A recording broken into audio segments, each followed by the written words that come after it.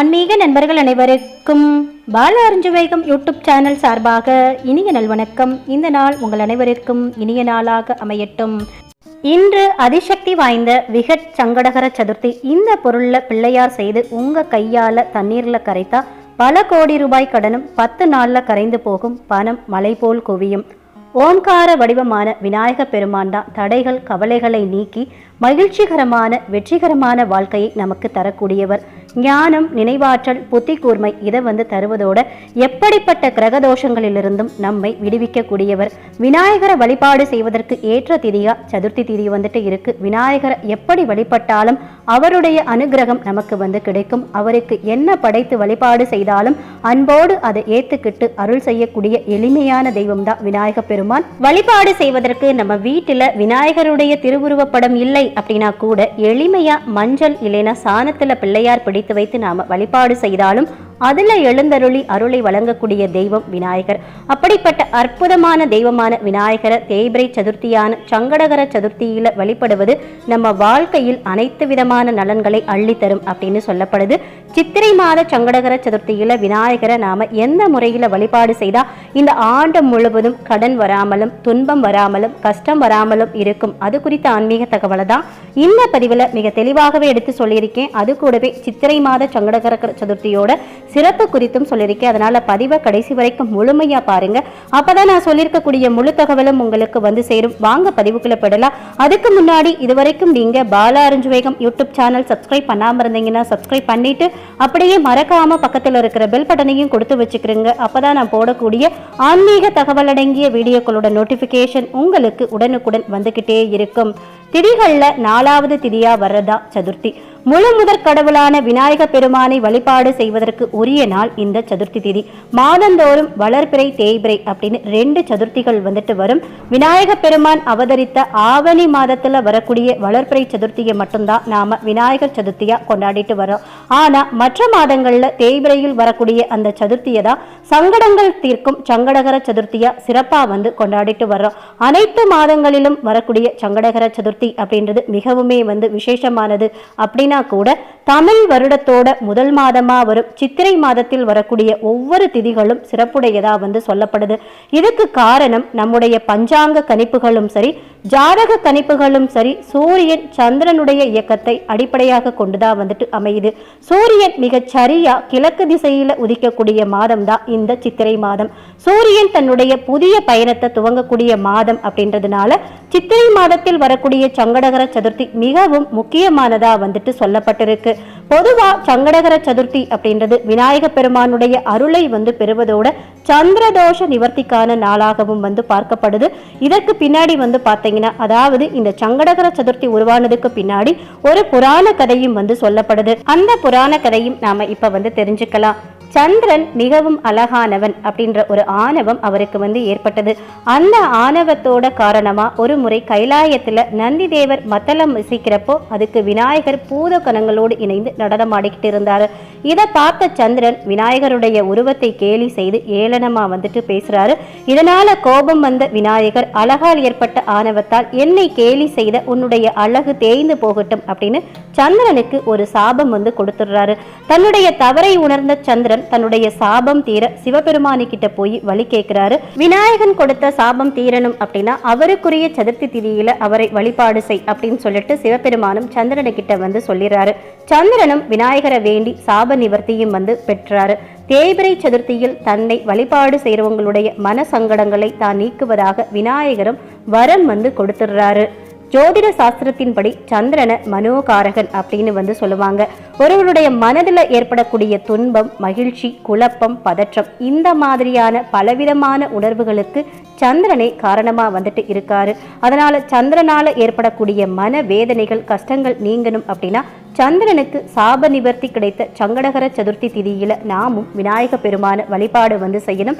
ஜாதகத்துல சந்திரனால ஏற்படும் பிரச்சனைகள் தீரவும் மன கஷ்டங்கள் கவலைகள் தீரவும் சங்கடகர சதுர்த்தியில விநாயக பெருமான நாம வழிபாடு செய்யணும். இந்த வருடம் அதாவது 2024ஆம் ஆண்டு சித்திரை மாதத்துக்கான சங்கடகர சதுர்த்தி ஏப்ரல் 27ஆம் தேதி சனிக்கிழமை அதாவது இன்றைய தினம் இன்றைய தினத்துல காலை 7:34 இந்த சங்கடகர சதுர்த்தி திதி வந்து தொடங்கி ஏப்ரல் 28ஆம் தேதி ஞாயிற்றுக்கிழமை காலை 7:06 வரைக்கும் இந்த சதுர்த்தி திதி வந்துட்டு இருக்கு.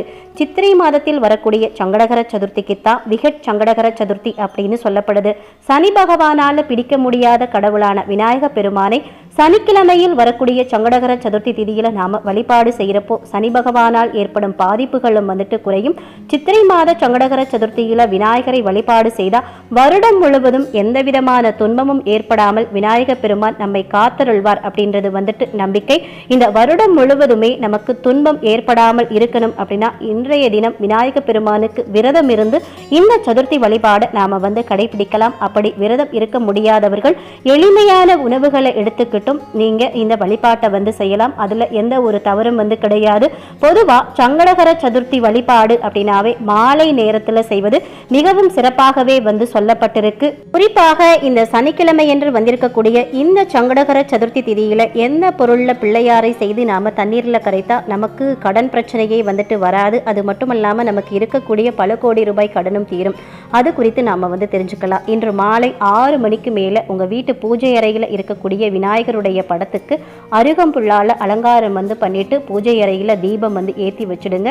அதுக்கப்புறமா கொஞ்சமா ஒரு அரை கைப்பிடி அளவுக்கு கல்லுப்பு வந்து எடுத்துக்கிறோங்க. இதை வந்து அம்மிக்கல்ல வச்சு நசுக்கினாலும் சரி, சின்ன உரல்ல இஞ்சி பூண்டு நசுக்கக்கூடிய அந்த கல் இருக்கு இல்லையா, அதுல போட்டு நீங்க எடுத்துக்கிட்டாலும் சரி, கல்லுப்பு தூளா வந்து மாறணும். நல்லா தூளாக்கிட்டு கல்லுப்பு தூளாக்கிட்டு அதுல கொஞ்சமா மஞ்சத்தூள் வந்து சேர்த்து அது கூட அக்தர் ஜவ்வாது இந்த மாதிரியான வாசனை திரவியத்தை வந்து ஊற்றி அந்த உப்பை கெட்டியா வந்து பிசைஞ்சுக்கிறங்க. ஓரளவுக்கு அது வந்து பிடிக்க வரும் இல்லையா, அந்த மாதிரி வந்து வந்ததுக்கு அப்புறமா அதை வந்து மஞ்சள் பிள்ளையார் பிடிக்கிறது போல இந்த உப்பை வந்து பிள்ளையாரா வந்து பிடிச்சுக்கணும்.